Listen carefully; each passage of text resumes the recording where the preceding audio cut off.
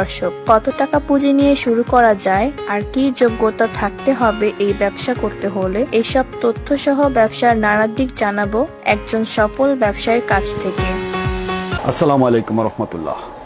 ধন্যবাদ আপনাকে এবং আপনার মাধ্যমে যারা শুনছেন সকলকে অনেক অনেক প্রীতি ও শুভেচ্ছা। আমি মোহাম্মদ মুজিবুর রহমান আকাশ, আকাশ প্যাকিং মেশিনারিজের স্বত্বাধিকারী।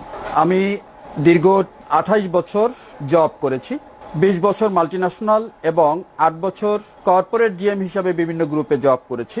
আমি 28 বছর পরে আমার কাছে মনে হলো যে আমি তো আসলে আরেকজনের চাকরি করছি, আমার নিজের কিছু নাই। তো আমার নিজের কিছু নাই এই প্রশ্নের উত্তর খুঁজতে আমি সিদ্ধান্ত নিলাম আমার নিজের কিছু হতে হবে।